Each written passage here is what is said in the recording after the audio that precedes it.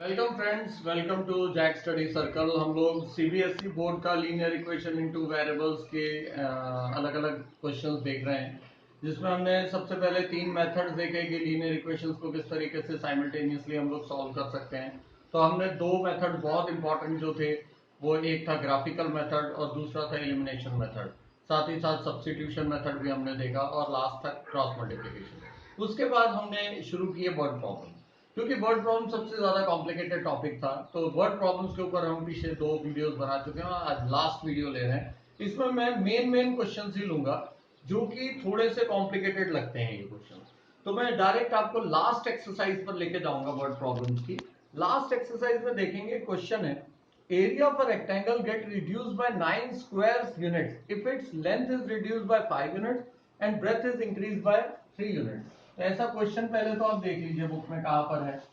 ठीक है, अब हमारे पास क्या दिया है कि ये हमें मालूम है x और y, this is length and this is breadth. अगर ये हमें मालूम है तो हमें ये भी मालूम होगा कि इसका एरिया कितना है, एक्स वाई। इसका एरिया कैसे निकालते हैं, length into breadth is equal to area होता है। इसमें कोई डाउट है किसी को? अब उसने क्वेश्चन क्या बोला है, एरिया रिड्यूस हो जाएगा 9 स्क्वायर यूनिट से। रिड्यूस हो जाएगा मतलब -9। कब? when length is reduced by 5, length is reduced by 5 मतलब x minus 5, और breadth is increased by 3, तो यहाँ पे 3 लगा। सिंपल सा क्वेश्चन। अब इसको मल्टीप्लाई कर देंगे। आप मल्टीप्लिकेशन आपको मालूम है, x into y x y, x into 3 -5 into y is -5y and -5 into +3 is -15 is equal to xy -9। अब आप बोलेंगे linear equation in two variables में कभी भी x और y रहते हैं, लेकिन xy साथ में नहीं रहते।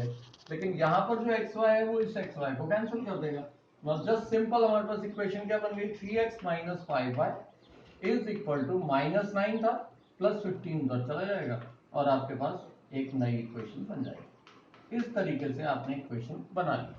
सिमिलरली आप सेकंड इक्वेशन बना सकते हैं। उसके अंदर आपको क्या करना है, if we increase the length by 3 तो x + 3 कर देंगे, ब्रेथ बाय 2 y + 2 कर देंगे, और एरिया इंक्रीजेस बाय 67 तो xy + 67। तो that will be your second equation. तो आपके पास दो इक्वेशन मिल जाएंगे, आप इसको साइमल्टेनियसली सॉल्व कर सकते हैं। इसी का ही एक सेकंड लास्ट क्वेश्चन है उसी एक्सरसाइज का, कि प्लेसेस a एंड b, दो प्लेसेस हैं ए और बी जो कि 100 मीटर्स अपार्ट है।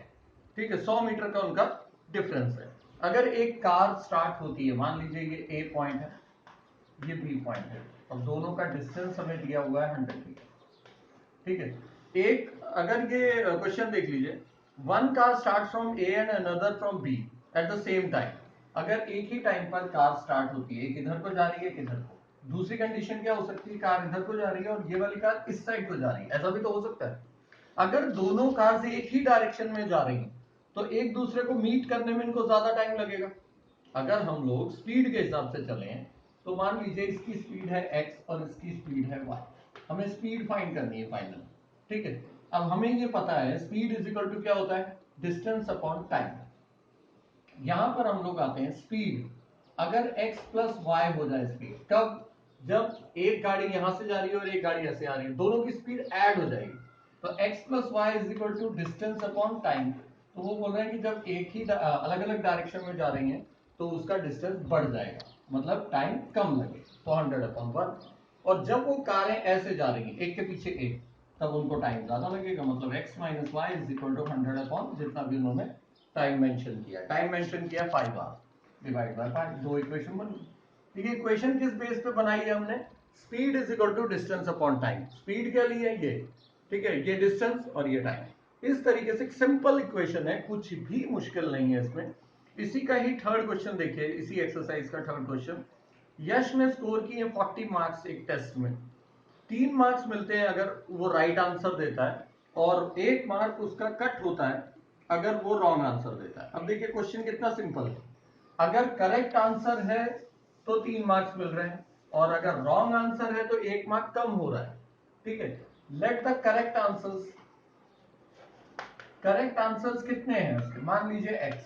ठीक है, और रॉन्ग आंसर्स कितने हैं, रॉन्ग आंसर्स हैं y। ठीक है, अब करेक्ट आंसर पे उसको मार्क्स कितने मिल रहे हैं? 3 मार्क्स। तो 3 इंटू एक्स माइनस, क्यों माइनस? क्योंकि मार्क्स कम हो रहे हैं। कितने?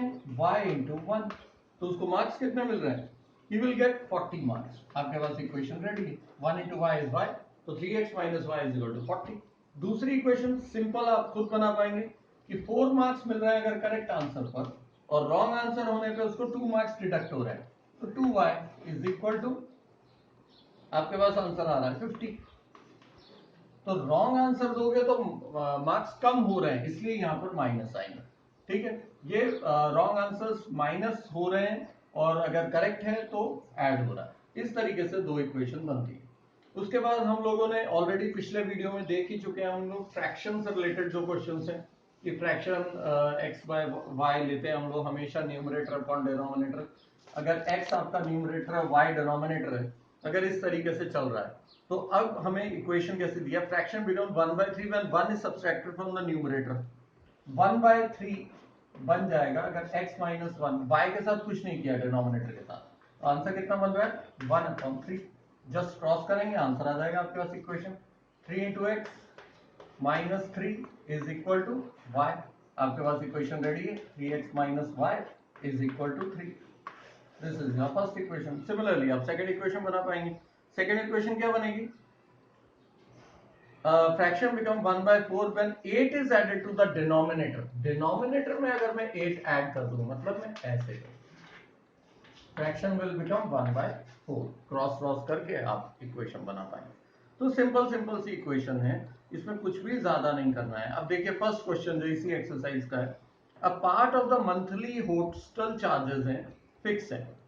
ठीक है, ये हमने टैक्सी वाले क्वेश्चन में भी किया था कि कुछ चार्जेस फिक्स होते हैं, कुछ चेंज होते रहते हैं। अब फिक्स चार्जेस हैं x और पर डे चार्जेस जो दिए हैं वो है y। तो अगर आप फिक्स चार्जेस को x ले रहे हैं, ये याद रखिए और आपको लिखना भी है, लेट द फिक्स चार्जेस भी x ले लिया। ठीक है, और पर डे चार्जेस जो है वो y। अब 20 दिन के लिए अगर कोई खाना खा रहा है या हॉस्टल में रह रहा है तो 1000 चार्जेस, x प्लस 20y, ये चीज याद रखना। सेकेंड इक्वेशन आप खुद बना पाएंगे। सेकेंड इक्वेशन कैसे बनेगी? हु टेक्स 26 डेज, तो 26 डेज मतलब ये तो सेम ही रहने वाला है। 26y is equal to 16। इसको आप कैसे भी साइमल्टेनियसली सॉल्व कर सकते हैं, कोई भी मेथड लगाइए, इलिमिनेशन, सब्स्टिट्यूशन या क्रॉस मल्टीप्लिकेशन। वर्ड प्रॉब्लम में यही खास बात है कि आपको कोई भी टेंशन लेने की जरूरत नहीं है। Just you have to form the equation and solve it by any method, whether it is substitution, elimination और क्रॉस मल्टीप्लिकेशन। इसके बाद हम इससे पहले वाली एक और एक्सरसाइज पे आते हैं। एक लाइब्रेरी वाला क्वेश्चन है, बहुत मशहूर क्वेश्चन है, सेम क्वेश्चन है, उसमें थोड़ा सा एक बेबी चेंज जिसको हम कहते हैं वो है। अब वो क्या चीज है कि जब आप लाइब्रेरी से बुक लेते हैं ना, तो उसने क्या बोला, पहले 3 दिन के चार्जेस तो आपको देने ही पड़ेंगे, उसके बाद आपके एडिशनल चार्जेस स्टार्ट होते हैं। तो 27 रुपए चार्जेस लग रहे हैं 7 दिन के। तो पहले 3 दिन के चार्जेस तो फिक्स है। अब पर डे चार्जेस मैं y ले रहा हूं, तो जब वो बोल रहे हैं ना 7 दिन, तो आपको लेना है सिर्फ 4 दिन। क्यों? क्योंकि पहले 3 दिन के तो चार्जेस आप ऑलरेडी दे चुके हैं। तो x प्लस 4y, इस तरीके से फर्स्ट इक्वेशन बनती है 27। ये समझ में आया आपको? 7 डेज बोला है लेकिन मैंने 4 लिया है। क्यों? क्योंकि पहले दिन के 3 दिन के तो चार्जेस ऑलरेडी मैं दे चुका हूं x के अंदर ही। सेकंड में उसने बोला है कि 21 है 5 दिन के लिए, 5 दिन में फिर से मैं 3 दिन का दे चुका हूं, तो मैं सिर्फ 2y और टोटल चार्जेस कितना होगा? 25। तो ये फिक्स चार्जेस है, दिस इज फॉर 3 डेज, इसलिए याद रखिए फिक्स चार्जेस फॉर 3 डेज। तो ये चीज 3 दिन आपको माइनस करना, बस यही छोटा सा चेंज था जो टैक्सी वाले क्वेश्चन और अभी जो हॉस्टल वाले क्वेश्चन से रिलेटेड किया था। तो इन क्वेश्चंस को एक बार करिए, रिवाइज कीजिए, बहुत इंपॉर्टेंट क्वेश्चंस हैं। सारे क्वेश्चंस करके देखिए, जो भी डाउट हो तुरंत कॉल कीजिए। Thank you.